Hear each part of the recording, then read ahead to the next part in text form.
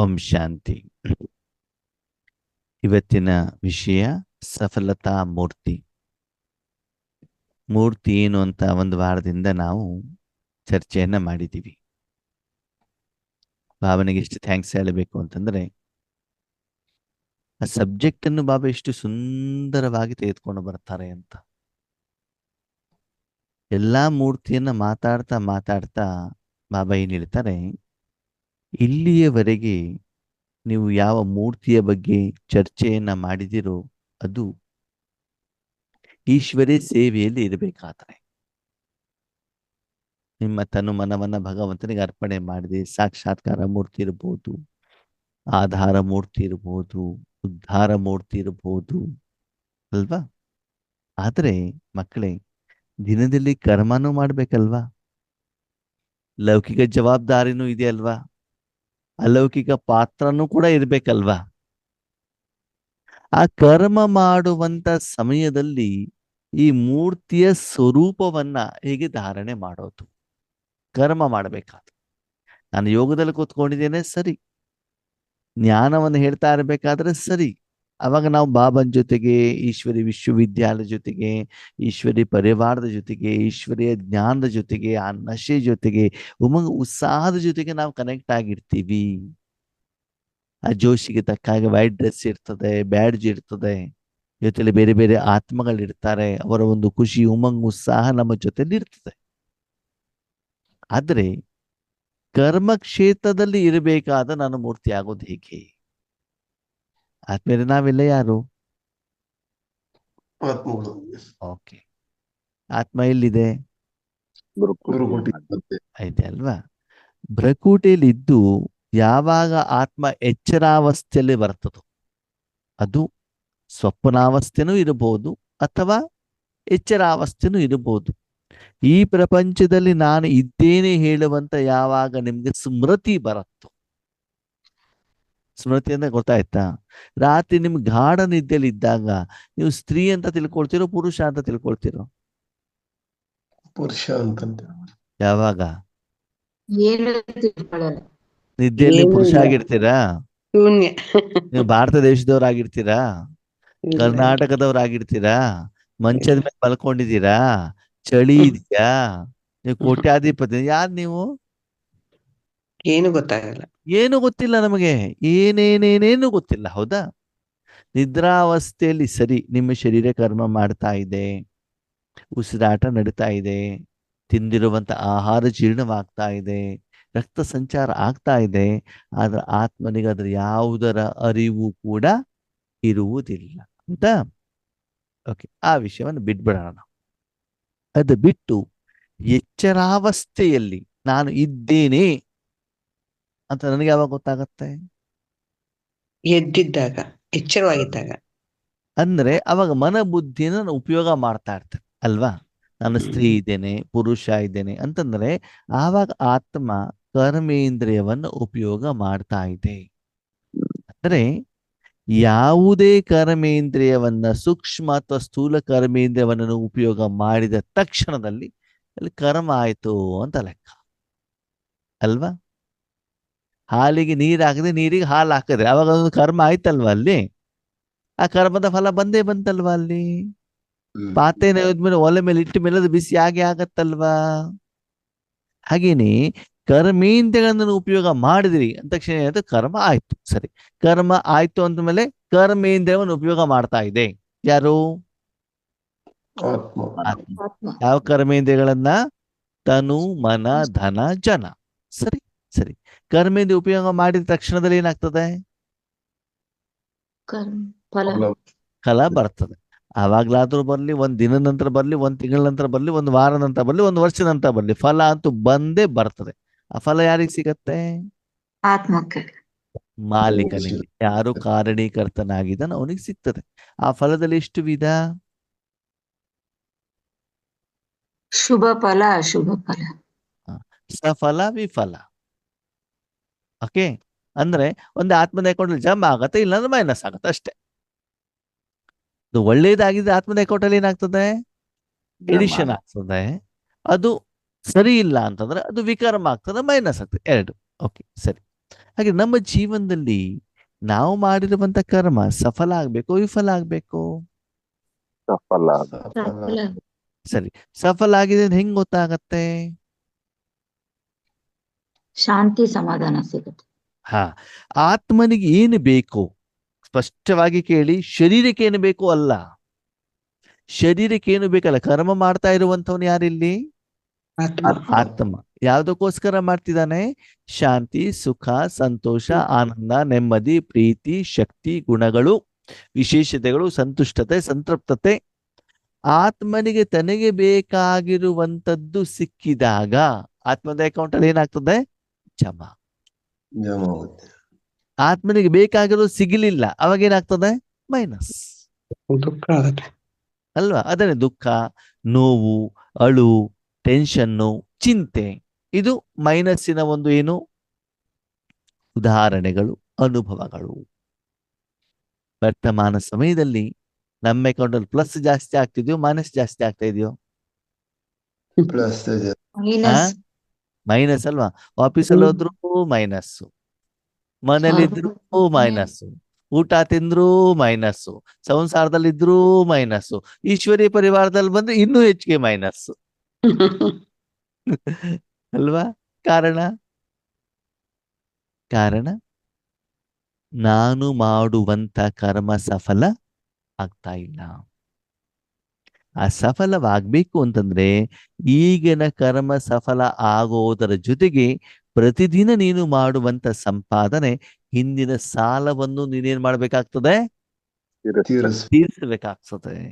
ಇವತ್ತು ನನ್ನ ಜೊತೆ 63 ಜನ್ಮದ ಸಾಲ ಇದೆ. ಹೌದು, ನಾನು ಸಂಪಾದನೆ ಮಾಡ್ತಾ ಇರಬಹುದು, ಆದ್ರೆ ಕೋಟಿಗಟ್ಲೆ ಸಾಲ, ಲಕ್ಷಗಟ್ಲೆ ಇಂಟ್ರೆಸ್ಟ್ ಇದೆಯಲ್ಲ, ಅದನ್ನ ತೀರಿಸ್ಬೇಕಲ್ವಾ?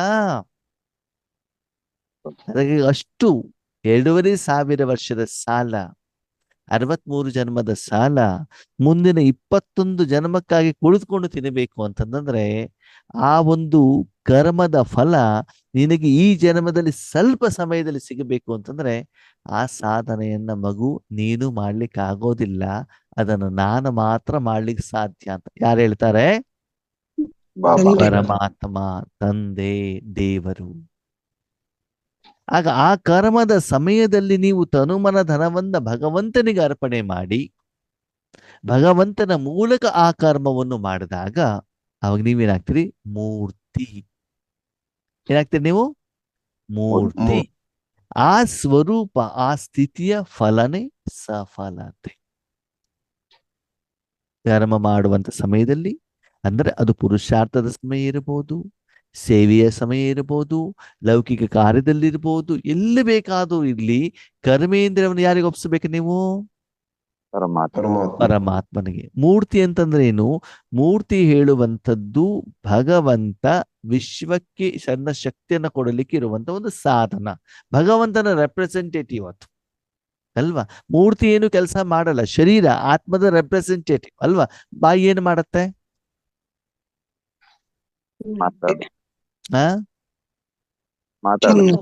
ಆತ್ಮ ಏನ್ ಮಾಡ್ತದ? ಶಬ್ದ ಕೊಡ್ತದಷ್ಟೇ. ಮೈಕ್ ಏನ್ ಮಾಡತ್ತೆ? ಈ ಮೈಕ್ ಏನ್ ಮಾಡ್ತದೆ? ಅದೇ ತಾನೇ ಕೊಡ್ತದೆ. ನೀವು ಮಾತಾಡಿದನ್ನು ಕೇಳಿ ಒಳ್ಳೆಯದನ್ನು ಮಾತ್ರ ಕೊಡ್ತೇನೆ, ಕೆಟ್ಟದನ್ನ ಮಾತ್ರ ಕೊಡ್ತೇನೆ, ಅದೇನಾದ್ರು ಹೇಳತ್ತಾ? ನೀವು ಏನು ಮಾತಾಡೋದು ಕೊಡೋದು ಅಷ್ಟೇ ಕೆಲಸ. ಅದಕ್ಕೆ ಅದು ಒಳ್ಳೇದು ಕೆಟ್ಟದ್ದು ಬೇಕು ಬೇಡ ಅದಕ್ಕೆ ಏನು ಸಂಬಂಧ ಇಲ್ಲ. ಹೌದಾ? ಶಬ್ದವನ್ನು ಜಾಸ್ತಿ ಮಾಡಿಕೊಡುತ್ತೆ. ಹಾಗೆ ಆತ್ಮ ಏನು ಮಾಡ್ತೋ ಅದು ಶಬ್ದದ ರೂಪದಲ್ಲಿ ಬಾಯಿಯ ಮೂಲಕ ಸಾಧನದ ಮೂಲಕ ಆತ್ಮ ಹೊರಗಡೆ ಬರ್ತದಷ್ಟೇ. ಆ ಕರ್ಮಕ್ಕೂ ಕರ್ಮದ ಫಲಕ್ಕೂ ಬಾಯಿ ಹೇಳುವಂತರ ಸಾಧನನೇ ಹೊರತು ಅದೇನಲ್ಲ, ಜಡ. ಅದು ಆ ಕರ್ಮದಲ್ಲಿ ಇಂಟರ್ಫಿಯರ್ ಆಗಲ್ಲ. ಈ ಬಾಯಿ ಹೇಳುವಂಥದ್ದು ಈ ಮನುಷ್ಯಾತ್ಮನಿಗಿರುವಂತ ಒಂದು ಸಾಧನ. ಅದೇ ರೀತಿ ಆ ಶರೀರ ಏನಾಗ್ಬೇಕು? ಪರಮಾತ್ಮನಿಗೆ ಒಂದು ಸಾಧನವಾಗ್ಬೇಕು. ಯಾವಾಗ? ಕರ್ಮ ಮಾಡುವಂತ ಸಮಯದಲ್ಲೂ ಸಹ ಆವಾಗ ಆ ಮನೋಸ್ಥಿತಿ, ಆ ಯೋಗಿಕ ಸ್ಥಿತಿ ನನ್ನದಿದ್ರೆ ಅವಾಗ ನನ್ನ ಯೋಗ ಸ್ಥಿತಿ ಏನಿರ್ತದೆ? ಸಫಲತಾ ಮೂರ್ತಿ. ಅಂದ್ರೆ ಆ ಸಫಲತೆ ಬರ್ಲಿಕ್ಕೆ ನಾನೇನೂ ಮಾಡಿಲ್ಲ, ಮಾಡಿರೋದು ಯಾರು?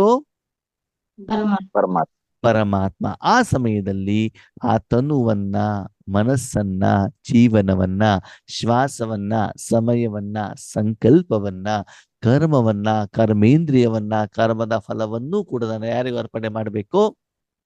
ಪರಮಾತ್ಮ ಬಾಪ್ತಾದ ಪರಮಾತ್ಮನಿಗೆ ಅರ್ಪಣೆ ಮಾಡೋದ್ರ ಜೊತೆಗೆ ಪರಮಾತ್ಮ ಆ ಕರ್ಮ ಮಾಡ್ತಾ ಇರುವಂತ ಅನುಭೂತಿ, ಅನುಭವ ನಿಮ್ಗೆ ಆಗ್ಬೇಕು. ಕರ್ಮ ಬಾಬಾ ಮಾಡ್ಬೇಕು, ಫಲ ನನಗೆ ಸಿಗಬೇಕು. ಆವಾಗ ಮಾತ್ರ ಸಫಲತೆ ಆಗ್ತದೆ. ಆದ್ಮೇಲೆ ಸಫಲತೆ ಮತ್ತು ಸಫಲತಾ ಮೂರ್ತಿ ಎರಡರಲ್ಲೂ ವ್ಯತ್ಯಾಸ ಇದೆಯೋ ಇಲ್ವೋ? ಇದೆ. ಏನು ವ್ಯತ್ಯಾಸ? ಸಫಲತೆ ಅಂದ್ರೆ ಜಮಾ ಮಾಡ್ಕೊಂಡಷ್ಟೇ, ಹಾ ಮೂರ್ತಿ ಸಫಲತಾ ಅಂದ್ರೆ ಜಮಾ ಆಗ್ತಾ ಇರೋದಷ್ಟೇ. ಹಾ ಮೂರ್ತಿ ಅಂದ್ರೆ ಬಾಬನಿಂದ ಕೊಡ್ತಾ ಇರೋದು, ನಾನು ಮೂರ್ತಿಯಾಗಿರೋದು. ಒಂದು ಸ್ಥೂಲ. ಸಫಲತೆಯಲ್ಲಿ ಏನಾಗ್ತದೆ, ನೀವು ಬಾಬನಿಂದ ಶ್ರೀಮತವನ್ನ ಪಡ್ಕೊಂಡ್ರೆ ನೀವೇ ಕರ್ಮವನ್ನ ಮಾಡಿದ್ರಿ, ಖುಷಿ ಸಿಗತ್ತೆ. ಸಿಗ್ತದೆ ಹೌದು, ಸಿಗಲ್ಲ? ಬಾಬನ ಜೊತೆಲಿ ಇಟ್ಕೊಂಡ್ರಿ ಅವಾಗ್ಲೂ ಖುಷಿ ಸಿಗ್ತದೆ ಸಿಗುತ್ತೆ. ಅಲ್ವಾ? ಆದ್ರೆ ಸಂಪೂರ್ಣವಾಗಿ ಬಾಬನತ್ತನೇ ಮಾಡಿಸೋದು, ಆ ಕರ್ಮದಲ್ಲಿ ಸ್ವಲ್ಪನೂ ಇಂಟರ್ಫಿಯರ್ ಆಗಬಾರ್ದು. ಆಗ ಮೂರ್ತಿ. ಅಂದ್ರೆ ಗುಲ್ಜಾರ್ ದಾದಿ ಹೇಗೆ ಶಿವ ಬಾಬನತ್ತನೇ ಮಾಡಿಸ್ತಾರೋ, ಬಾಬ್ ದಾದಾರ್ ತನ್ನ ಮೂರ್ತಿ ಅಷ್ಟೆ. ಮೂರ್ತಿ ಸ್ವತಃ ಏನು ಮಾಡೋದಿಲ್ವಲ್ಲ. ವಿಶೇಷವಾಗಿ ಮೂರ್ತಿ ಹೇಳುವಂಥದ್ದು ಬೇರೆಯವರಿಗೋಸ್ಕರ ಇರ್ತದೆ ಹೊರತು ಸ್ವಯಂಗೋಸ್ಕರ ಇರೋದಿಲ್ಲ. ಹೌದು ಅಲ್ವೋ? ಹಾಗೆ ನಿಮ್ಮನ್ನು ನೀವು ಚೆಕ್ ಮಾಡ್ಕೊಳ್ಳಿ. ಭಗವಂತನ ಎದುರುಗಡೆ ಹೋದಾಗ ನಿಮ್ಮ ಸಂಕಲ್ಪಗಳು ಹೇಗಿರ್ತಾವೆ?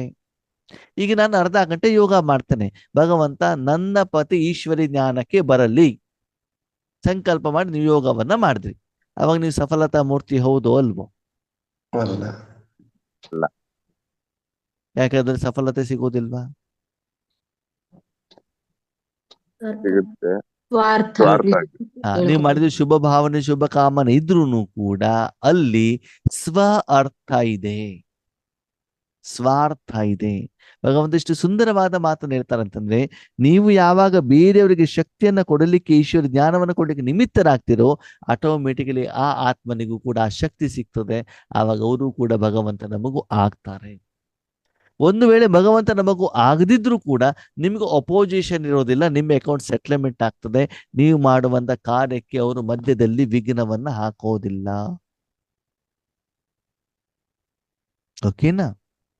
ಅದಕ್ಕಾಗಿ ಭಗವಂತ ಹೇಳ್ತಾರೆ ಸಫಲತಾ ಮೂರ್ತಿ ಅಂತಂದ್ರೆ ಪ್ರತಿದಿನ ನೀವು ಬೇರೆಯವರಿಗೋಸ್ಕರ ಪರೋಪಕಾರ, ಇಚ್ಛಾ ಮಾತ್ರ ವಿದ್ಯಾ, ನಿನ್ನೆ ಬಾಬಾ ಮುರಳಿಯಲ್ಲಿ ಹೇಳಿದ್ದಾರೆ. ನಿಮ್ಮ ವೈಯಕ್ತಿಕ ಏನು ಇರಬಾರ್ದು, ಬೇರೆಯವರಿಗೋಸ್ಕರ ಇರಬೇಕಾಗ್ತದೆ. ಓಕೆ, ಏನಾದ್ರೂ ನಿಮ್ಗೆ ಬಂದ್ರೂ ಕೂಡ ಅದು ಭಗವಂತ ಕೊಟ್ಟಿದ್ದಾರೆ ಹೇಳುವಂತ ಭಾವ ಇರಬೇಕೇ ಹೊರತು ನಾನು ಸಂಪಾದನೆ ಮಾಡಿದ್ದು ಅಂತ ಬಿಟ್ಟು ಅನ್ಸ್ಬಾರ್ದು. ಭಕ್ತರ ಇಷ್ಟವನ್ನು ಯಾರು ಪೂರ್ಣ ಮಾಡ್ತಾರೆ? ಭಗವಾನ್ ಯಾವುದರ ಮೂಲಕ? ಮೂರ್ತಿಯ ಮೂಲಕ. ಹಾರ ಯಾರಿಗೆ ಸಿಗತ್ತೆ? ಮೂರ್ತಿಗೆ. ಕಿರೀಟ ಯಾರಿಗೆ ಸಿಗತ್ತೆ? ಮೂರ್ತಿಗೆ. ತುಪ್ಪದ ಅಭಿಷೇಕ ಯಾರಿಗೆ ಸಿಗ್ತದೆ? ಮೂರ್ತಿ. ಮೂರ್ತಿ. ದೇವಸ್ಥಾನ ಯಾರಿಗೆ ಸಿಗ್ತದೆ? ಮೂರ್ತಿ. ಇಲ್ಲಿ ನಾವೇನ್ ಮಾಡ್ತೀವಿ ಆದ್ಮೇಲೆ, ನಾನು ಮಾಡ್ತಾ ಇರೋದು ನನಗೆ ಸಿಗ್ತಾ ಇದೆ, ನಾನ್ ಜ್ಞಾನ ಹೇಳಿದ್ದು ನನಗೆ ಹೊಗಳ್ತಾ ಇದೆ. ಇಲ್ಲಿ ನಾನು ಅಂತ ಬಂದಾಗ ಅಲ್ಲಿ ಮೂರ್ತಿಯ ಸ್ವರೂಪ ಬರ್ಲಿಕ್ಕೆ ಸಾಧ್ಯವಿಲ್ಲ.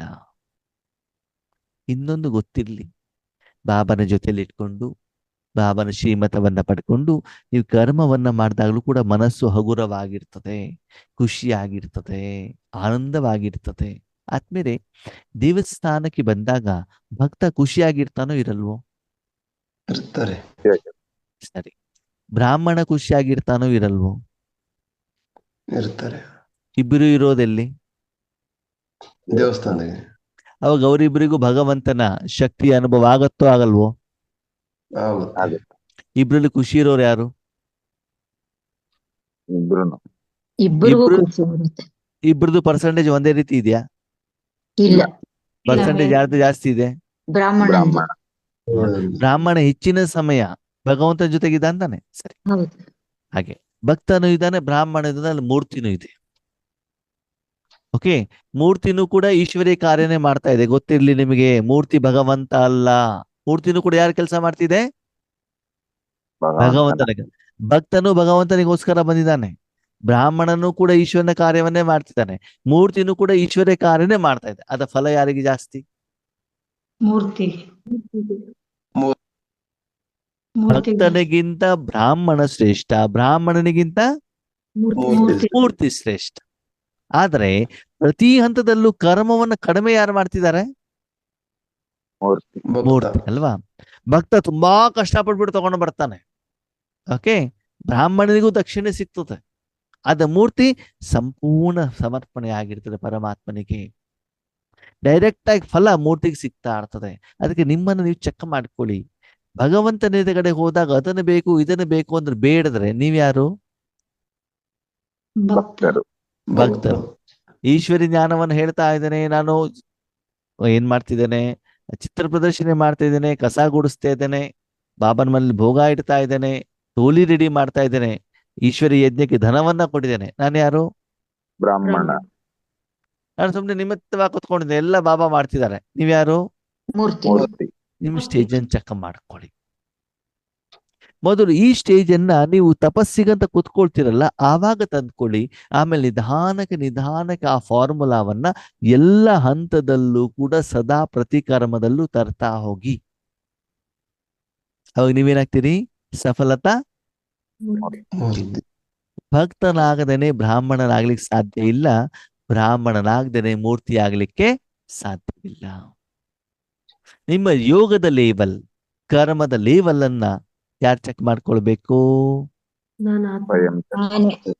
ಅದಕ್ಕಾಗಿ ಬಾಬಾ ಹೇಳ್ತಾರೆ, ಭಕ್ತನಿಗೂ ಸಫಲತೆ ಇದೆ, ಬ್ರಾಹ್ಮಣನಿಗೂ ಸಫಲತೆ ಇದೆ, ಮೂರ್ತಿಗೂ ಸಫಲತೆ ಇದೆ. ಆದ ಮೂರ್ತಿಯಲ್ಲಿರುವಂತ ಸಫಲತೆ ಪರ್ಸೆಂಟೇಜ್ ತುಂಬಾ ಜಾಸ್ತಿ ಇದೆ.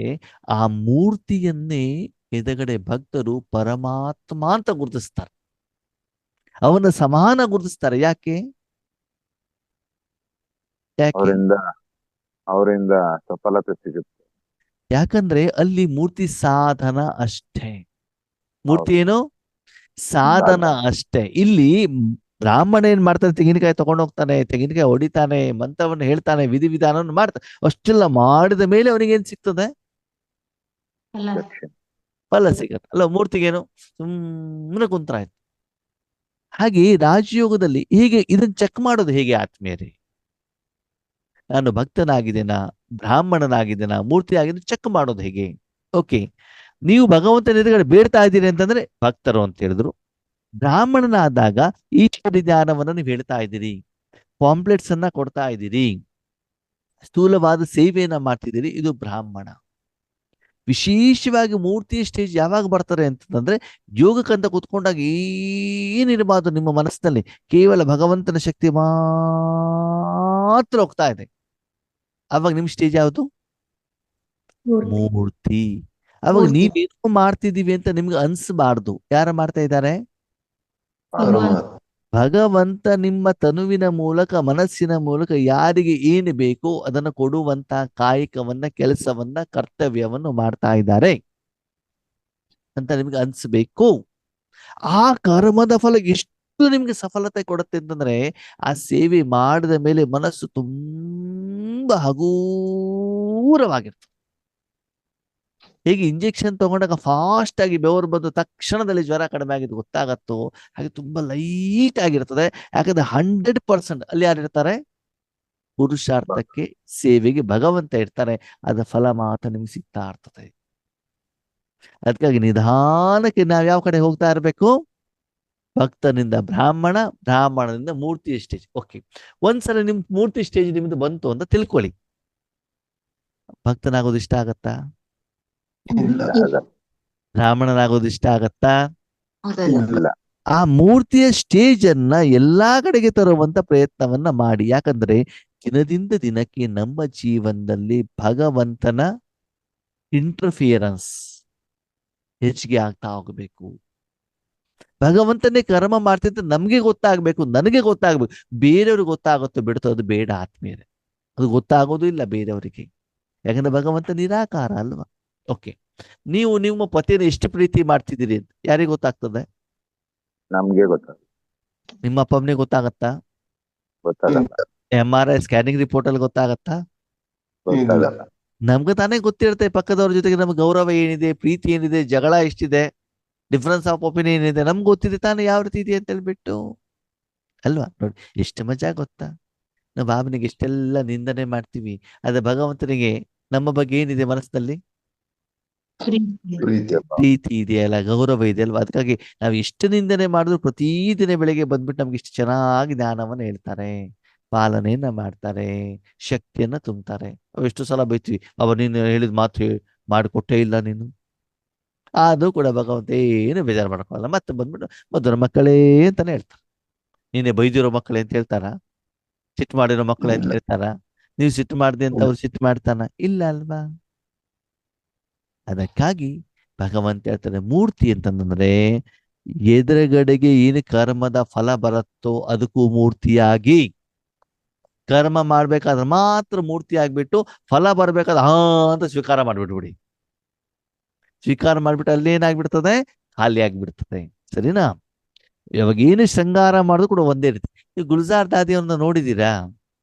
ಜ್ಞಾನ ಹೇಳ್ಬೇಕಾದ್ರೆ ಒಂದೇ ರೀತಿ. ಅವ್ರ ಮೇಲೆ ಕಿರೀಟ ಬೇಕಾದ್ರೂ ಇಡಿ, ಅವ್ರಿಗೆ ಹಾರ ಬೇಕಾದ್ರೆ ಹೆಂಗೇ ಕೊತ್ಕೊಂಡಿರ್ತಿದ್ರ ಅವ್ರು. ಸರಿನಾ? ಸ್ವಲ್ಪ ಆದ್ಮೇಲೆ ಅವ್ರ ಜೊತೆಗೆ ಇರ್ತಿದ್ದಲ್ಲ ಬ್ರಾಹ್ಮಣ, ಅವ್ರು ತೆಗಿಬೇಕಿತ್ತು ಕಿರೀಟ ಮತ್ತು ಹಾರವನ್ನ.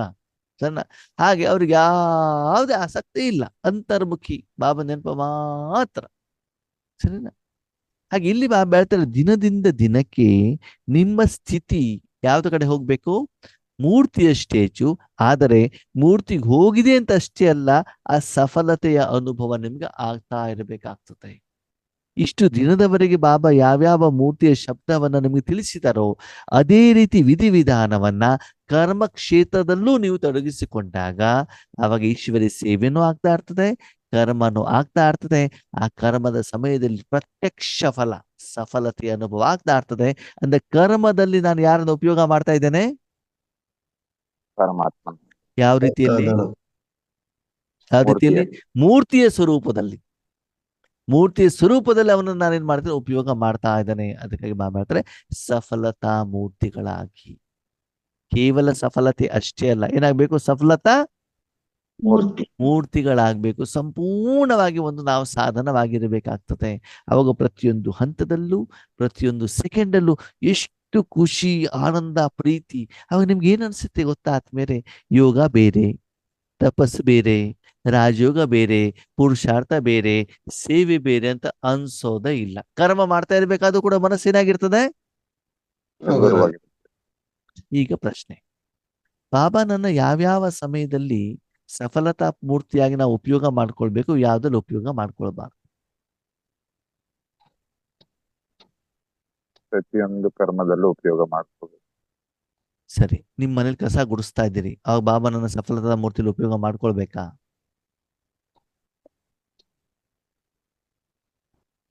S R no? ಮಾಡ್ಕೊಳ್ಬೋದು. ಕಸ ಗುಡಿಸೋದು ಕರ್ಮ ಹೌದು ಅಲ್ವೋ? ಆವಾಗ ಬಾಬನ ಹತ್ರ ಅದನ್ನ ಮಾಡಿಸ್ಬೇಕೋ ಬೇಡ?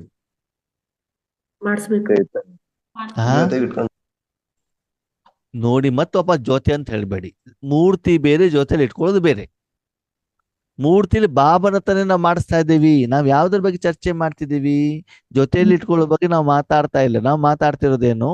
ಆ ಕರ್ಮವನ್ನು ಯಾರ ಹತ್ರ ಮಾಡಿಸ್ಬೇಕು? ಬಾಬಾ. ಬಾಬನ್ ತಾನೆ ಮಾಡಿಸ್ಬೇಕು. ಈಗ ಕಸ ಗುಡಿಸೋದು ಬಾಬನ ಹತ್ರ ಮಾಡಿಸ್ಬೇಕೋ ಬೇಡ? ಚೈತನ್ಯ ಮೂರ್ತಿ, ಆ ಚೈತನ್ಯ ಮೂರ್ತಿ ಆಗ್ಬೇಕು. ಯಾವುದೇ ಮೂರ್ತಿ ಆಗ್ಲಿ ಬಾಬನ ಹತ್ರ ಮಾಡಿಸ್ಬೇಕೋ ಬೇಡ? ಮಾಡಿಸ್ಬೇಕು. ಹೌದಾ? ಅಂತ ಕೆಲಸನೂ ಮಾಡಿಸ್ತೀರಾ ಬಾಬನ ಹತ್ರ? ಹೌದು. ಬಾತ್ರೂಮ್ ಕ್ಲೀನಿಂಗು, ಬಾತ್ರೂಮ್ ಕ್ಲೀನ್ ಮಾಡೋದಿದೆ, ಗಟರ್ ಕ್ಲೀನ್ ಮಾಡೋದಿದೆ, ಬಾಬನ ಹತ್ರ ಮಾಡಿಸ್ಬೇಕೋ ಮಾಡಿಸ್ಬಾರ್ದು? ಬಾಬಾ ನನ್ನ ಸರ್ವೆಂಟ್ ಅಂತ ಹೇಳಿದಾರಲ್ಲ. ಹಾ, ಬಾಬಾ ಸರ್ವೆಂಟ್ ಅಂತ ಏನು ಗೊತ್ತಾ? ಬಾಬಾ ಹೇಳಿದ್ದು ಒಬಿಡಿಯಂಟ್ ಸರ್ವೆಂಟ್ ಅಂತಂದ್ರೆ ನೀನು ಮಾಡಿರುವಂತ ಸಂಪಾದನೆಯನ್ನು ನೀನು ಯಾರಿಗೆ ಕೊಡು ಅಂತ ಹೇಳ್ತೀವೋ ಅದಕ್ಕೆ ಮಾತ್ರ ನಾನು ಸರ್ವೆಂಟ್. ಅದಕ್ಕೆ ಮಾತ್ರ ಸರ್ವೆಂಟ್ ಅಂತ ಬಾಬಾ ಹೇಳಿದ್ರು, ಒಬಿಡಿಯಂಟ್ ಸರ್ವೆಂಟ್. ಬ್ಯಾಂಕ್ನವ್ರು ಏನ್ ಮಾಡ್ತಾರೆ? ಅವ್ರು ನಿಮ್ಮ ಹಣ ಏನ್ ಇಟ್ಟಿರೋ, ಯಾರಿಗೆ ನೀವು ಡೈರೆಕ್ಷನ್ ಕೊಡ್ತಿರೋ, ಗೂಗಲ್ ಪೇ ಮೂಲಕ, ಫೋನ್ ಪೇ ಮೂಲಕ, ಚೆಕ್ ಮೂಲಕ ಪೇಮೆಂಟ್ ಮಾತ್ರ ಮಾಡ್ತಾರ ಅವ್ರು ಅಷ್ಟೇ. ಓಕೆ, ಅದಕ್ಕೆ ಬಾಬಾ ಒಬಿಡಿಯಂಟ್. ಯಾರು? ಸರ್ವೆಂಟ್. ಪ್ರಶ್ನೆ ಏನು? ಬಾತ್ರೂಮ್ ಕ್ಲೀನ್ ಮಾಡ್ಬೇಕಾದ್ರೆ ಬಾಬಾ ಹತ್ರ ಮಾಡಿಸ್ಬೇಕೋ ಮಾಡಿಸ್ಬಾರ್ದು? ಗೊಂದಲ ಆಗ್ತಾ ಇದೆ. ಹಾ, ಭಗವಂತ ಹೇಳ್ತಾರೆ, ಮಗು ಶ್ರೇಷ್ಠ ಕರ್ಮ ಯಾವುದರ ಆಧಾರದ ಮೇಲೆ ಅಂತಂದ್ರೆ ಮನಸ್ಸಿನ ಆಧಾರದ ಮೇಲೆ ಹೊರತು ಸ್ಥೂಲವಾಗಿ ನೀನು ಏನು ಮಾಡ್ತಿದ್ಯಾ ಹೇಳುದ ಆಧಾರದ ಮೇಲೆ ಅಲ್ಲ. ಈ ಸೀಕ್ರೆಟ್ ಅನ್ನು ಅರ್ಥ ಮಾಡ್ಕೊಳ್ಳಿ. ನಾನು ಕಸ ಗುಡಿಸ್ತಾ ಇದ್ದೇನೆ, ಬಾತ್ರೂಮ್ ಕ್ಲೀನ್ ಮಾಡ್ತಾ, ಅದು ಅಲ್ಲ.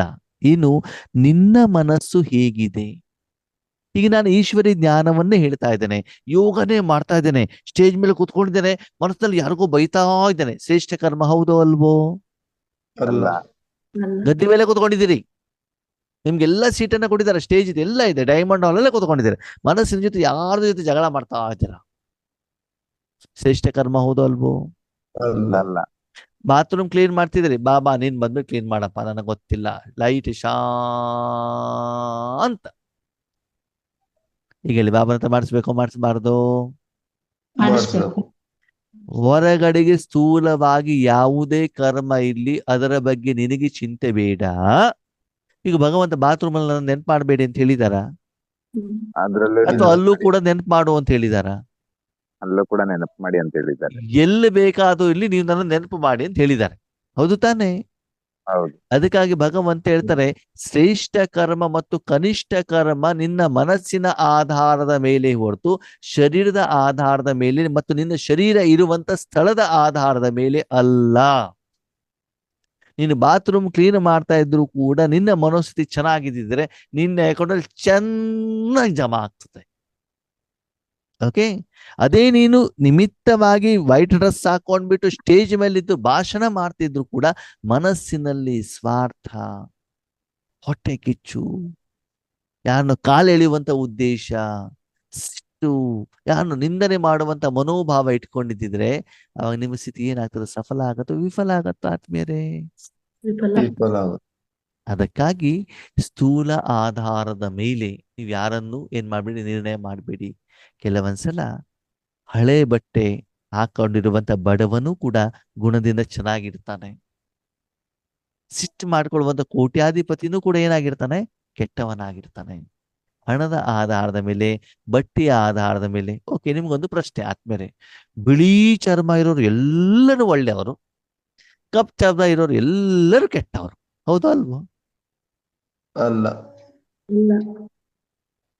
ಚರ್ಮಕ್ಕೂ ಒಳ್ಳೇದಕ್ಕೂ ಕೆಟ್ಟದಕ್ಕೂ ಏನಾದ್ರು ಸಂಬಂಧ ಇದೆಯಾ? ಇಲ್ಲ. ಇಲ್ಲ. ಶ್ರೀಮಂತರೆಲ್ಲರೂ ಒಳ್ಳೆಯವರು, ಬಡವರೆಲ್ಲ ಕೆಟ್ಟವರು, ಹೌದೋ ಅಲ್ವಾ? ಅಲ್ಲ. ಅಲ್ಲ. ಓದ್ದವರೆಲ್ಲ ಒಳ್ಳೆಯವರು, ಓದಿರೋರು ಎಲ್ಲರೂ ಕೆಟ್ಟವರು, ಹೌದೋ ಅಲ್ವೋ? ಅಲ್ಲ. ಅಲ್ಲ. ಅಲ್ಲ. ಅಂದಮೇಲೆ ಓದು ಆಗ್ಲಿ, ಹಣ ಆಗ್ಲಿ, ಅಂತಸ್ತಾಗ್ಲಿ, ಒಳ್ಳೇದಕ್ಕೂ ಕೆಟ್ಟದಕ್ಕೂ ಏನೂ ಸಂಬಂಧ ಇಲ್ಲ. ಇಲ್ಲ. ಒಳ್ಳೇದು ಕೆಟ್ಟದ್ದು ಯಾವ್ದು ಆಧಾರದ ಮೇಲೆ? ಗುಣದ ಮೇಲೆ. ಆತ್ಮ ಈ ಪ್ರಪಂಚದಲ್ಲಿ ಯಾವ ಆಧಾರದ ಮೇಲೆ ಯಥಾರ್ಥವಾಗಿ ಜ್ಞಾನ ಆಧಾರಿತ ಕರ್ಮ ಮಾಡುತ್ತೋ ಅದರ ಆಧಾರದ ಮೇಲೆ ಸಫಲತೆ. ನೀವು ಸ್ತ್ರೀ, ನೀವು ಪುರುಷ, ನೀವು ಬ್ರಹ್ಮಕುಮಾರ, ಕುಮಾರಿ, ಮೌಂಟ್ ಅಬುನಲ್ಲಿದ್ದೇನೆ, ಸೆಂಟರ್ನಲ್ಲಿದ್ದೇನೆ, ಮನೇಲಿದ್ದೇನೆ, ಇದು ಯಾವುದೂ ಕೂಡ ಸಫಲತೆಗೆ ಆಧಾರ ಅಲ್ಲ. ಆಧಾರ ಯಾವುದು? ನೀನು ಆತ್ಮ ಎಲ್ಲಿದೆಯಾ, ನಿನ್ನ ಮನಸ್ಸು ಬುದ್ಧಿ ಎಲ್ಲಿದೆ, ಯಾವ ಜ್ಞಾನವನ್ನು ತೆಗೆದುಕೊಂಡಿದೆಯಾ, ಯಾವ್ದನ್ನು ಅಪ್ಲೈ ಮಾಡ್ತಿದೀಯಾ. ನಿರಾಕಾರದ ಆಧಾರದಲ್ಲಿ ಕರ್ಮ ಮತ್ತು ಕರ್ಮದ ಫಲ ಬರುತ್ತೆ ಹೊರತು ಶರೀರದ ಆಧಾರದಲ್ಲಿ, ಸ್ಥೂಲ ಪ್ರಪಂಚದ ಆಧಾರದಲ್ಲಿ ಕರ್ಮ ಮತ್ತು ಕರ್ಮದ ಫಲಕ್ಕೆ ಏನೂ ಸಂಬಂಧ ಇಲ್ಲ. ಇಲ್ಲ. ಇದನ್ನು ಸ್ಪಷ್ಟವಾಗಿ ಅರ್ಥ ಮಾಡ್ಕೊಳ್ಳಿ. ಅದಕ್ಕೆ ನಾವು ಗಮನ ನಿರಾಕಾರದ ಕಡೆ ಕೊಡಬೇಕು, ಸಾಕಾರದ ಕಡೆ ಕೊಡಬೇಕು. ನಿರಾಕಾರ. ಎಷ್ಟೋ ಕಡೆ ದೊಡ್ಡ ದೊಡ್ಡ ಸೇವೆ ಮಾಡ್ಲಿಕ್ಕೆ ಹೋಗ್ಬಿಟ್ಟು ಬೇಜಾರ್ ಮಾಡ್ಕೊಂಡು ಮನೆಗೆ ಬಂದ್ಬಿಡ್ತಾರೆ. ಬಾಬನ ಮಕ್ಕಳು ಈಶ್ವರಿ ಸೇವೆಗೆ ಅಂತಾನೆ ಹೋಗೋದು. ಕೆಲವೊಂದು ಮಾತೆಯರು ಮಂಡಿ ನೋವು, ಬೆನ್ನು ಒಂದು ಸೆಂಟ್ರಿಗೆ ಹೋಗಿರ್ತಾರೆ, ಅಲ್ಲಿ ಚೆನ್ನಾಗಿ ಶರೀರ ಒಂದು ದಂಡನೆ ಮಾಡ್ತಾರೆ. ಅಣ್ಣವ್ರು ಇವತ್ತು ಖುಷ್, ಯಾಕೆ? ಜೊತೆಲಿ ಯಾರಿದ್ದಾರೆ? ಬಾಬಾ. ಬಾಬಾ. ಆದ್ಮೇಲೆ ಯಾವುದೇ ಕರ್ಮವನ್ನು ಮಾಡಬೇಕಾದ್ರೆ ನಮ್ಮ ಮನೋಸ್ಥಿತಿ ಹೇಗಿದೆ, ನನ್ನ ಜೊತೆಯಲ್ಲಿ ಭಗವಂತ ಹೇಗಿದ್ದಾರೆ, ಯಾವ ಭಾವದಲ್ಲಿ ನಾನು ಭಗವಂತನ ಉಪಯೋಗ ಮಾಡ್ತಿದ್ದೇನೆ, ಅದರ ಆಧಾರದ ಮೇಲೆ ಸಫಲತೆ ಇದೆ. ಅದಕ್ಕಾಗಿ ಬ್ರಹ್ಮ ಬಾಬಾ ತನ್ನ ಜೀವನವನ್ನ, ತನ್ನ ಧನುವನ್ನ, ಎಲ್ಲವನ್ನ ಸಮರ್ಪಣೆ ಮಾಡಿದ್ರು, ಮನಸ್ಸು ಬುದ್ಧಿಯನ್ನು ಮಾತ್ರ ಶ್ರೇಷ್ಠ ಮಾಡ್ತಾ ಹೋದ್ರು. ಅದಕ್ಕೆ ಬಾಬಾ ಹೇಳ್ತಾರೆ, ಫಾಲೋ. ನಾವು ಸೇವೆ ಜಾಸ್ತಿ ಮಾಡ್ತಾ ಹೋದಾಗ, ಅಯ್ಯೋ ನನಗೆ ಸೇವೆ ಮಾಡ್ಲಿಕ್ಕೆ ಚೇರೇ ಬೇಕಪ್ಪ, ದಿಂಬೆ ಬೇಕಪ್ಪ, ಸ್ಟೂಲೇ ಬೇಕಪ್ಪ, ಎಸಿನೇ ಬೇಕು, ಮಂಚನೇ ಬೇಕು, ನನಗೆ ಟ್ರೈನಲ್ಲಿ 2 ಟೈರ್ ಎಸಿನೇ ಬೇಕು. ಯಾವಾಗ? ಸೇವೆ ಮಾಡ್ಲಿಕ್ಕೆ. ಅದು ನನ್ನ ಮನಸ್ಸನ್ನ ಎಷ್ಟು ಶ್ರೇಷ್ಠ ಮಾಡ್ಕೊಂಡಿದ್ದೇನೆ, ದಿನದಿಂದ ದಿನಕ್ಕೆ ಎಷ್ಟು ಶ್ರೇಷ್ಠ ಮಾಡ್ಕೊಳ್ತಾ ಇದ್ದೇನೆ, ಅದನ್ನ ಚೆಕ್ ಮಾಡ್ತೀವ ಎಂದಾದ್ರು? ಹಾಗಿದ್ರೆ ಸಫಲತೆ ಕೇವಲ ಈಶ್ವರಿಯ ಜೀವನದಲ್ಲಿ ಮಾತಾನೋ ಅಥವಾ ಲೌಕಿಕದಲ್ಲೂ ಕೂಡ ನಾವು ಮಾಡ್ಬೇಕು, ಲೌಕಿಕದಲ್ಲೂ ಮಾಡು. ತರಬೇಕಲ್ವಾ? ಅದಕ್ಕಾಗಿ ಬಾಬಾ ಏನ್ ಹೇಳ್ತಾರೆ? ಸಫಲತಾ ಮೂರ್ತಿ ಅಂದ್ರೆ ನಿನ್ನ ಕರ್ಮ, ಪ್ರತಿಯೊಂದು ಕರ್ಮ ಸಫಲವಾಗಬೇಕು ಅಂತಂದ್ರೆ ಆ ಕರ್ಮದ ಮೊದಲು, ಕರ್ಮದ ಸಮಯದಲ್ಲಿ, ಕರ್ಮದ ಫಲ ಬಂದಾಗ ನೀನೇನಾಗಿರ್ಬೇಕು? ಸಫಲವಾಗಬೇಕು. ಎಷ್ಟು ನೀನು ಸದಾ ಭಗವಂತನಿಗೆ ಸಮರ್ಪಣೆ ಆಗ್ತಾ ಹೋಗ್ತೀಯೋ ಅಷ್ಟು ಪರ್ಸೆಂಟೇಜ್ ಸಫಲತೆ ಏನಾಗ್ತಾ ಹೋಗ್ತದೆ? ಜಾಸ್ತಿ ಆಗ್ತದೆ. ಇನ್ಕ್ರೀಸ್ ಆಗ್ತಾ ಹೋಗುತ್ತೆ. ನಿಮ್ಗೊಂದು ಪ್ರಶ್ನೆ ಆದ್ಮೇಲೆ ನಮ್ಮಲ್ಲಿ ಹೆಚ್ಚಿನ ಜನ ಏನ್ ಮಾಡ್ತಾರೆ? ಅಣ್ಣವ್ರೆ, ನಾ ಬಾಬನ್ ಮನೆ ನಡ್ಕೊಂಡು ಬರ್ತಾ ಇದ್ನಾ, ಬೆಳಿಗ್ಗೆ ಅಮೃತ ವೇಳೆಗೆ ಯೋಗ ಮಾಡ್ಬೇಕು ಅಂತ ಬರ್ತಾ ಇದ್ದಾಗ ಯಾರೋ ಒಬ್ರು ಬಂದ್ರು, ನಿಲ್ಸ್ಬಿಟ್ಟು ಅಜ್ಜಿ ಎಲ್ಲೋಗ್ತೀಯಾ ಅಂತ ಕೇಳಿದ್ರು. ಹಿಂಗಿಂಗ್ ಹೋಗ್ಬೇಕಪ್ಪ ಅಂತಂದೆ. ಅವ್ನು ಬಾಬನ್ ಮನೆವರೆಗೂ ಬಿಟ್ಬಿಟ್ಟು ಹೋದದ್ದು ಖುಷಿಯಿಂದ ಹೇಳ್ತಾರೆ. ಅವ್ರಿಗೆ ಸಫಲತೆ ಆಗಿರ್ತದೋ ಆಗಿರಲ್ವೋ? ಸರಿ, ಅದೇ ಬಾಬನ್ ಮನೇಲಿ ಕುತ್ಕೊಂಡ್ಬಿಟ್ಟು ನೀವು ವಿಶ್ವ ಕಲ್ಯಾಣ ಮಾಡಿದ್ರಿ ಅಂತ ತಿಳ್ಕೊಳ್ಳಿ. ಅದನ್ನ ಯಾವುದೋ ಒಂದು ವ್ಯಕ್ತಿ ಹೇಳೋದೇ ಇಲ್ಲ. ಈಗ ಖುಷಿಯಾಗಿರೋದು ಅಜ್ಜಿಗೂ ವಿಶ್ವ ಕಲ್ಯಾಣ ಮಾಡಿದವರಿಗೂ? ಅಜ್ಜಿ ಜಾಸ್ತಿ ಖುಷಿ ಆಗಿದ್ದೆ ಯಾರಿಗೆ? ಅಜ್ಜಿ ಆ ಅಜ್ಜಿಗ ವಿಶ್ವ ಕಲ್ಯಾಣ ಮಾಡಿದ್ರು. ಅಲ್ವಾ? ನಾವು ವೈಯಕ್ತಿಕವಾಗಿ ಬಾಬಾ ಹೆಲ್ಪ್ ಮಾಡಿದನ್ನ ಮಾತ್ರ ನಾವು ಹೇಳ್ತೀವಿ ಹೊರತು, ಆ ಒಂದು ಆತ್ಮ ನಿಮಗೆ ಮಾಡಿದ ಸಹಾಯವನ್ನ ಮಾತ್ರ ಹೇಳ್ತೀರಾ ಹೊರತು, ವಿಶ್ವ ಕಲ್ಯಾಣ ಮಾಡಿದಾಗ ಅಷ್ಟೆಲ್ಲ ಆತ್ಮಗಳು ಖುಷಿ ಆದಾಗ ಆ ಪರ್ಸೆಂಟೇಜ್ ಅಲ್ಲಿ ವ್ಯತ್ಯಾಸ ಇದೆಯೋ ಇಲ್ವೋ? ಹೌದು. ವ್ಯತ್ಯಾಸ ಇದೆ. ಇದೆಯೇ ತಾನೆ? ಇದೆ. ಅದಕ್ಕಾಗಿ ಬಾಬಾ ಹೇಳ್ತಾರೆ, ಪ್ರತಿಯೊಂದು ಕರ್ಮ ಮಾಡಬೇಕಾದ್ರೂ ಆ ಸಫಲತೆಯನ್ನು ಅಪ್ಲಿಕೇಶನ್ ಮಾಡಿ. ಈಗ ಈಶ್ವರ ಜ್ಞಾನ ಹೇಳ್ಬೇಕಾದ್ರೆ ಬಾಬಾ ನೀನ್ ಮಾಡು, ಭೋಗ ತಿನ್ಸ್ಬೇಕಾದ್ರೆ ಬಾಬಾ ನೀನ್ ಮಾಡು ಅಂತ ನಾವ್ ಹೇಳ್ತೀವಲ್ವಾ? ಹಾಗೆ ಪ್ರತಿಯೊಂದು ಕರ್ಮವನ್ನು ಬೆಳಗಿಂದ ರಾತ್ರಿವರೆಗೆ ಏನು ಮಾಡ್ತೀವಿ ಅದನ್ನ ಯಾರು ಮಾಡ್ಬೇಕು? ಬಾಬಾ. ಬಾಬಾ ನೀನ್ ಮಾಡಬೇಕು. ಮತ್ತೆ ಮಾಡಿಸುವಂತ ಅನುಭವ ನನಗೆ ಆಗಬೇಕು. ಯಾರಿಗಾಗ್ಬೇಕು? ನನಗೆ ಸಫಲತೆ ಪ್ರತಿಯೊಂದು ಕರ್ಮದಲ್ಲಿ ಆಗ್ಬೇಕು ಅಂತಂದ್ರೆ ನಿಮ್ಮಪ್ಪನ ಹತ್ರ ಮಾಡಿಸ್ಲೇಬೇಕಾಗ್ತದೆ. ನಮ್ಮ ಅಕ್ಕಂದರು ತುಂಬಾ ಬುದ್ಧಿವಂತರು. ಇವತ್ತು ಯೋಗೇಶ್ ಅಣ್ಣ ಒಳ್ಳೆ ಫಾರ್ಮುಲಾ ಕೊಟ್ಟಿದ್ದಾರೆ. ಇವತ್ತು ನಾನು ಪತಿಗೆ ಚೆನ್ನಾಗಿ ಬೈಯೋದಿದೆ, ಅದನ್ನು ಬಾಬನಿಗೆ ಒಪ್ಪಿಸ್ಬಿಡ್ತೇನೆ. ಬಾಬಾ ನೀನೇ ಬಂದ್ಬಿಟ್ಟು ಬೈ, ನನಗೇನು ಗೊತ್ತಿಲ್ಲ. ಅವಾಗ ಅದನ್ನು ಹೇಳಿದಾಗ ಬಾಬಾ ಒಪ್ತಾರೋ ಒಪ್ಪಲ್ಲ.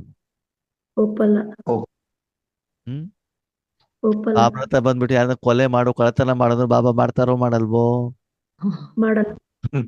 ಮಾಡಲ್ಲ ತಾನೆ.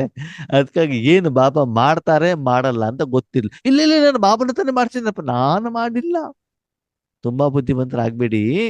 ನೀವು ಹೇಳಿದ ಎಲ್ಲವನ್ನೂ ಕೂಡ ನಿಮ್ಮಪ್ಪ ಕೇಳೋದಿಲ್ಲ. ಅದು ವಿಧಿವತ್ತಾಗಿದ್ರೆ, ಶುಭವಾಗಿದ್ರೆ, ಕಲ್ಯಾಣವಾಗಿದ್ದಿದ್ರೆ ಮಾತ್ರ ಮಾಡ್ತಾರೆ. ನಿಮ್ಮ ಅಪ್ಪ ಅಮ್ಮನ ಹತ್ರ ಹೋಗ್ಬಿಟ್ಟು ಪಕ್ಕದ ಮನೆಗೆ ಹೋಗ್ಬಿಟ್ಟು ಕಳ್ತನ ಮಾಡ್ಕೊಂಡು ಬನ್ನಿ ಅಂತಂದ್ರೆ ಮಾಡ್ತಾರ ಅವರು? ಅದಲ್ಲ. ಅವ್ರು ನನಗೆ ಬೈದಿದ್ದಾರೆ, ಅವ್ರಿಗೆ ಚೆನ್ನಾಗಿ ಬಾಳ್ಸ್ಕೊಂಡು ಬನ್ನಿ ಅಂತಂದ್ರೆ ಅಪ್ಪ ಅಮ್ಮ ಬಾಳ್ಸ್ಕೊಂಡು ಬರ್ತಾರ ಅವರನ್ನ? ಇಲ್ಲ. ಇಲ್ಲ ತಾನೆ. ಅದಕ್ಕಾಗಿ ಭಗವಂತ ಏನು ಮಾಡ್ತಾರೆ ಮಾಡಲ್ಲ ಹೇಳೋದನ್ನು ಕೂಡ ನಮ್ಗೇನಿರಬೇಕು? ಸ್ಪಷ್ಟವಾಗಿ ಅರಿವು. ಗೊತ್ತಿರಬೇಕಾಗ್ತದೆ. ನೀವ್ ಹೇಳಿದ್ದೆಲ್ಲ ಭಗವಂತ ಮಾಡೋದಿಲ್ಲ.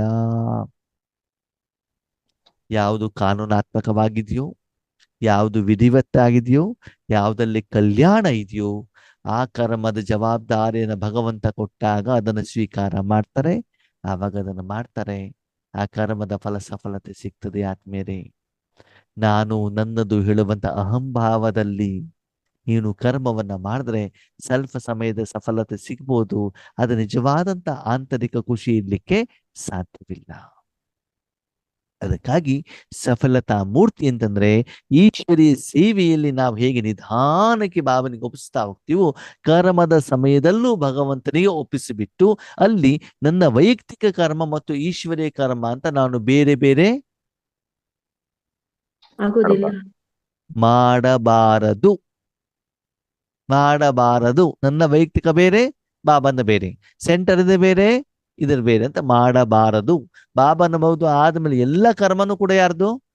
ಬಾಬಾದೇ. ಬಾಬನ್. ಈಶ್ವರಂದು. ಹೀಗೆ ಸದಾ ಕಾಲ ನೀವು ಮೂರ್ತಿಯ ಸ್ಟೇಜ್ ಅನ್ನ ನಿಮ್ಮ ಮನಬುದ್ಧಿಯಲ್ಲಿ ನೀವು ಧಾರಣೆಯನ್ನು ಮಾಡಿದಾಗ ನಿಮ್ಮ ಪ್ರತಿಯೊಂದು ಕರ್ಮ ಏನಾಗ್ತದೆ? ಸಫಲ. ನಿಮ್ಮ ಮಾತು, ನಿಮ್ಮ ಕೃತಿ, ನಿಮ್ಮ ಯೋಚನೆ, ನಿಮ್ಮ ಸಂಕಲ್ಪ, ನಿಮ್ಮ ದೃಷ್ಟಿ, ಕರ್ಮ, ವೈಬ್ರೇಷನ್, ವಾತಾವರಣ, ವಾಯುಮಂಡಲ, ಸಕಾಶ ಎಲ್ಲನೂ ಕೂಡ ಏನಾಗಿರ್ತದೆ? ಸಫಲ್. ಆ ಸ್ಟೇಜ್ ನಮ್ದೇನಾಗ್ಬೇಕು? ತಲುಪಬೇಕು. ಸಫಲ ಬರಬೇಕು. ಈಗ ನೀವು ಈಶ್ವರಿ ಕಾರ್ಯ ಮಾಡಿದ್ರೆ ನಿಮ್ಗೆ ಖುಷಿ ಆಗತ್ತೋ ಆಗಲ್ವೋ? ಆಗುತ್ತೆ. ಆಗುತ್ತೆ. ಈಗ ನೀವು ಜ್ಞಾನ ಕೇಳ್ತಿದ್ರಿ, ಖುಷಿ ಆಗ್ತಾ ಇದೆಯೋ ಇಲ್ವೋ? ಆಗುತ್ತೆ. ಆಗ್ತಾ ಇದೆ. ಆಗ್ತಾ ಇದೆಯಾ? ಯಾಕೆ? ಈಶ್ವರಿ ಜ್ಞಾನ ಕೇಳುತ್ತಾ ಇದ್ದೀವಿ. ಆ ಜ್ಞಾನ ಜೊತೆಗೆ ಭಗವಂತನ ಶಕ್ತಿ ಇರ್ತದೆ, ಶಬ್ದದ ಮೂಲಕ ಒಳಗಡೆ ಹೋಗ್ತದೆ, ಖುಷಿ ಆಗತ್ತೆ ಅಲ್ವಾ? ಅದೇ ರೀತಿ ಇದೇ ಸ್ಥಿತಿಯನ್ನ ನಾವು ನಮ್ಮ ಜೀವನದಲ್ಲಿ ತಂದಾಗ ಸದಾ ಪ್ರತಿ ಸೆಕೆಂಡ್ ನನ್ನಿಂದ ಏನು ಹೊರಗಡೆ ಹೋಗ್ತಾ ಇರ್ತದೆ? ಪಾಸಿಟಿವ್ ಎನರ್ಜಿ, ಪರಮಾತ್ಮನ ಎನರ್ಜಿ ಹೊರಗಡೆ ಹೋಗ್ತಾ ಇರ್ತದೆ. ಹಾಗಿದ್ರೆ ಆದ್ಮೇಲೆ ನಮ್ಮ ಜೀವನದಲ್ಲಿ ಪುರುಷಾರ್ಥಕ್ಕಂತ ಸಪರೇಟ್ ಸಮಯ ಇದೆಯಾ? ಇಲ್ಲ. ಇಲ್ಲ. ಸೇವೆಗಂತ ಸಪರೇಟ್ ಸಮಯ ಇದೆಯಾ? ಇಲ್ಲ. ಇಲ್ಲ. ಸಾಧನೆಗಂತ ಸಪರೇಟ್ ಸಮಯ ಇದೆಯಾ? ಇಲ್ಲ. ಇಲ್ಲ. ಇಲ್ಲ. ತಪಸ್ಸಂತ ಸಪರೇಟ್ ಸಮಯ ಇದೆಯಾ? ಇಲ್ಲ. ಇಲ್ಲ. ಈಶ್ವರಿ ಜೀವನ ಅಂತ ಸಪರೇಟ್ ಸಮಯ ಇದೆಯಾ? ಇಲ್ಲ. ಮತ್ತೆ ಎಲ್ಲ ಟೈಮು ಮಾಡಬಹುದು. ಇದರಲ್ಲೂ ಸಫಲ. ಅಕ್ಕಂದಿರಿಗೊಂದು ಪ್ರಶ್ನೆ, ಮದುವೆ ಆದ್ಮೇಲೆ ನಿಮ್ ಜೊತೆಗೆ ಮನಸ್ಸಿನಲ್ಲಿ ಪತಿ ಯಾವಾಗ ಇರ್ತಾರೆ, ಯಾವಾಗಿರೋದಿಲ್ಲ? ಮದುವೆ ಆದ ನಂತರದಲ್ಲಿ ನಿಮ್ಮ ಮನಸ್ಸಿನಲ್ಲಿ, ಶಾರೀರಿಕವಾಗಿ ನಾನು ಕೇಳಲಿಲ್ಲ, ರೂಮ್ ನಲ್ಲಿ ಅಂತ ಕೇಳಲಿಲ್ಲ, ಮಾನಸಿಕವಾಗಿ ನಿಮ್ ಜೊತೆಗೆ ಪತಿ ಯಾವಾಗಿರ್ತಾರೆ, ಯಾವಾಗಿರೋದಿಲ್ಲ? ಯಾವಾಗ್ಲೂ ಇರ್ತಾರೆ.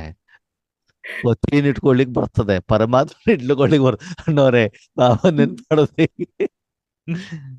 ಮದುವೆ ಆಗೋ ಮೊದಲು ನಿಮ್ಗೆ ತಂದ್ಕೊಟ್ರೆ ಜೊತೆನಲ್ಲಿ ಇಟ್ಕೊಂತೀವಿ. ಸಿಟ್ಟಿನಲ್ಲೋ ಗಲಾಟೆಯಲ್ಲಿ ಯಾವ್ದೋ ಒಂದು ರೀತಿ ಪತಿ ಜೊತೆಲಿ ಇರ್ತಾ ಇರ್ತಾನೆ. ನನಗ್ ಮದುವೆ ಆಗಿದೆ ಅಂದ್ರೆ ಪತಿ ಇರ್ತದೋ ಇರಲ್ವೋ? ಇರ್ತಿರ್ತಾನೆ. ಏನಾದ್ರು ಒಂದ್ ಕೇಳಿದ್ರೆ ತಂದು ಕೊಡ್ತಾ ಇರ್ತಾರೆ. ಕೆಲವೊಂದ್ time ಯಾವ್ದೋ ಒಂದು ತಂದ್ಕೊಡಲ್ಲ. ರೂಪದಲ್ಲಿ ನನಗೆ ಮದುವೆ ಆಗಿದೆ, ನನಗೆ ಪತಿ ಇದ್ದಾರೆ, ನನ್ಗೆ 2 ಜನ ಮಕ್ಕಳು, ಅವ್ರು US ಅಲ್ಲಿ ಆದ್ರೂ ಎಲ್ಲಾರು ಇರ್ಕೊಂಡು ಹೋಗ್ಲಿ, ಅಸ್ಮತಿ ಇರ್ತದೋ ಇರಲ್ವೋ? ಇರ್ತದೆ. ಹಾಗೆ ಬಾಬಾ ಇದ್ದಾರೆ ಅಂತ ಬಿಟ್ಟು ಆಗಿರೋದಿಲ್ಲ. ಬಾಬಾನೇ ಮಾಡ್ತಿದ್ದಾರೆ ಅಂತ ಹೇಗೆ ಅನ್ಸ್ಬಾರ್ದು? ಆದ್ಮೇಲೆ ಎಲ್ಲ ಇರೋದು ನನ್ನ ಮನಸ್ಸಿನ ಮೇಲೆ ಆಧಾರಿತ. ಇಲ್ಲಿ ಒಂದು ವಿಷಯ ತಿಳ್ಕೊಳ್ಳಿ, ಸಫಲತಾ ಮೂರ್ತಿ ಅಂದ ಮಾತ್ರಕ್ಕೆ ನಿಮ್ಮ ಅಪ್ಪ ಬಂದ್ಬಿಟ್ಟು ಏನೆಲ್ಲ ಕರ್ಮವನ್ನ ಮಾಡೋದಿಲ್ಲ. ಮಾಡೋದು ಯಾರು? ಆತ್ಮನೇ. ನೀವೇ ಮಾಡ್ಬೇಕು.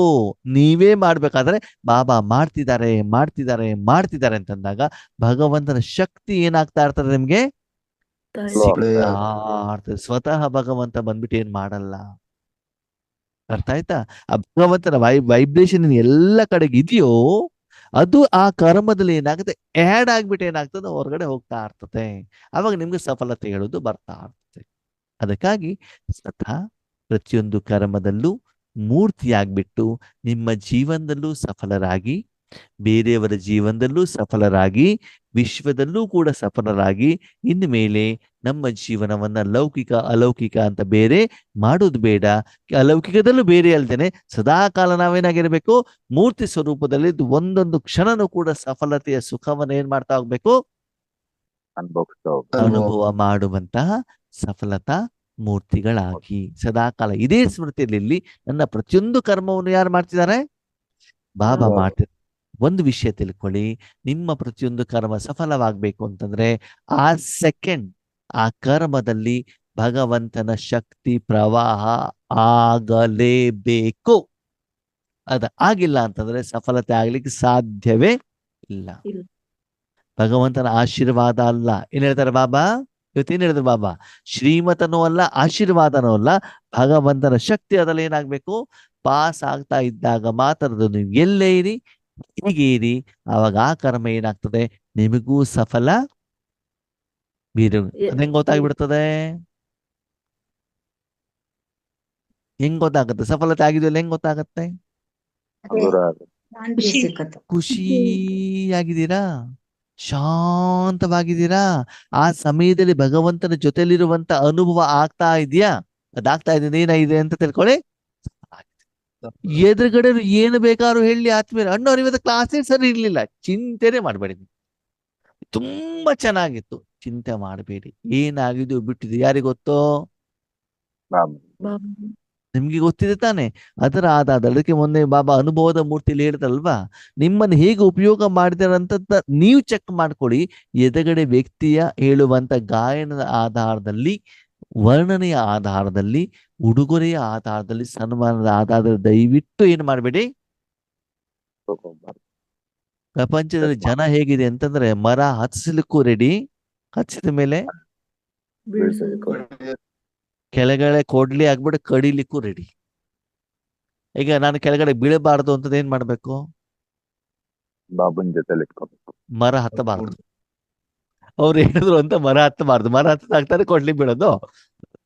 ಅದಕ್ಕಾಗಿ ದಯವಿಟ್ಟು ಯಾವುದೇ ಮನುಷ್ಯಾತ್ಮರ ಮಾತನ್ನ ಕೇಳಬೇಡಿ. ಯಾರ ಮಾತನ್ನ ಕೇಳಬೇಕು? ಪರಮಾತ್ಮ. ಓಕೆನಾ? ಪರಮಾತ್ಮನ ಮಾತನ್ನ ಕೇಳಿದ್ರೆ ಮರ ಬಿದ್ದೂನು ಕೂಡ ಅವನು ನಿಮ್ಮನ್ನ ಏನ್ ಮಾಡ್ತಾನೆ? ಕೆಳಗಡೆ ಬಿದ್ದಾಗ ಕೈಯನ್ನ ಏನ್ ಮಾಡ್ತಾನೆ? ಹಿಂಗ್ ಹಿಡ್ಕೊಂಡ್ಬಿಟ್ಟು ಏನ್ ಮಾಡ್ತಾನೆ? ಕೆಳಗಡೆ ಬಿಡದಿದ್ದಾಗೆ ನೋಡ್ಕೊಳ್ತಾರೆ. ಅದಕ್ಕಾಗಿ ಭಗವಂತ ಏನ್ ಹೇಳ್ತಾರ ಆ ಮಾತನ್ನ ಕೇಳಿ ಬ್ರಹ್ಮ ಬಾಬಾ ಅವರನ್ನ ಫಾಲೋ ಮಾಡಿ. ಬ್ರಹ್ಮ ಬಾಬಾ ಏನ್ ಮಾಡಿದ್ರು? ದಿನದಿಂದ ದಿನಕ್ಕೆ ಕರನ್ ಕರಾವನ್ ಹಾರ್ ಕರಾರಾಯ್ ಬಾಬಾ ಮಾಡಿಸಿದ್ದಾರೆ. ಬಾಬಾ ಮಾಡಿಸಿದ್ರು. ಯಾರ ತರ ಮಾಡಿಸ್ತಾ ಹೋದ್ರು ಬಾಬಾ? ಬಾಯಲ್ಲಿ ಬಾಬಾ ಬಾಬಾ ಅಲ್ಲ.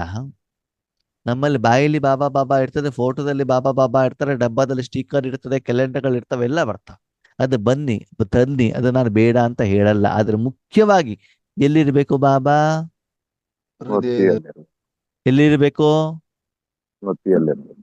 ಬಾಬಾ? ಎಲ್ಲಿರ್ಬೇಕು? ಮೂರ್ತಿಯಲ್ಲಿರ್ಬೇಕು. ನಿಮ್ಮ ಜೀವಲ್ಲಿ ಇರಬೇಕು ಮತ್ತು ಬೇರೆಯವರಿಗೋಸ್ಕರ ಇರ್ಬೇಕು, ನಿಮಗೋಸ್ಕರ ಅಲ್ಲ. ಯಾರಿಗೋಸ್ಕರ? ಬೇರೆಯವರಂದ್ರೆ ಯಾರು? ನಾನು ವಿಶ್ವ ಕಲ್ಯಾಣ. ನನ್ನ ಸೊಸೆ, ನನ್ನ ಮಕ್ಕಳು ಅಲ್ಲ. ಅವನು ಬಾಬಾ ನಿಮ್ ಜೊತೆಗೆ ಯಾಕಿದ್ದಾನೆ? ಅವನ ಕೆಲಸವನ್ನ ಮಾಡ್ಲಿಕ್ಕೆ ಅವನಿದ್ದಾನೆ ಹೊರತು ನಿಮ್ಮ ಡೈರೆಕ್ಷನ್ ಕೇಳಲಿಕ್ಕೆ ಅವನಿಲ್ಲ. ನಿಮ್ಮ ಅಪ್ಪನ ಮನೇಲಿ ಯಾಕೆ ಕರ್ಸಿದಿರಿ? ಎಲ್ಲರನ್ನ ನೋಡ್ಕೊಳ್ಳೋದಕ್ಕೆ.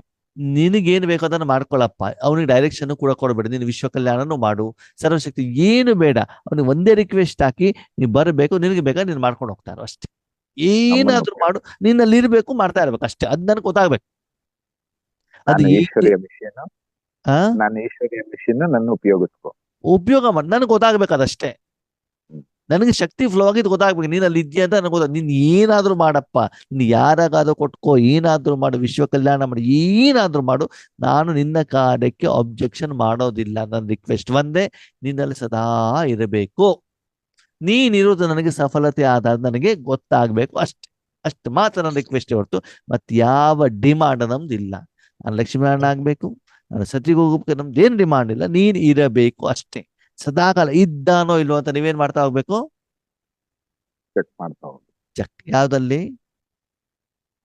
ಬುದ್ಧಿಯ ಮೂಲಕ. ಸಫಲತೆಯ ಆಧಾರದಲ್ಲಿ. ಎವ್ರಿ ಸೆಕೆಂಡ್ ನಿಮ್ಮ ಸ್ಥಿತಿ ಇಂಪ್ರೂವ್ಮೆಂಟ್ಸ್ ಆಗ್ತಾ ಇದೆಯಾ? ಹಗುರತೆ ಆಗ್ತಾ ಇದೆಯಾ? ಶಾಂತಿ ಬರ್ತಾ ಇದೆಯಾ? ಅಂದ್ರೆ ಸಫಲತೆ ಏನಾಗ್ತಾ ಇದೆ? ಪರ್ಸೆಂಟೇಜ್ ಜಾಸ್ತಿ ಆಗ್ತಾ ಇದೆ. ಅದನ್ನ ಮಾತ್ರ ನೀವು ಚೆಕ್ ಮಾಡ್ಕೊಂಡು ಹೋಗ್ತಾ ಇರಿ ಆತ್ಮೀಯರೇ. ಸರಿನಾ? ಅಚ್ಚಾ. ಓಂ ಶಾಂತಿ. ಓಂ. ಓಕೆ, ಇವತ್ತಿನ ವಿಷಯ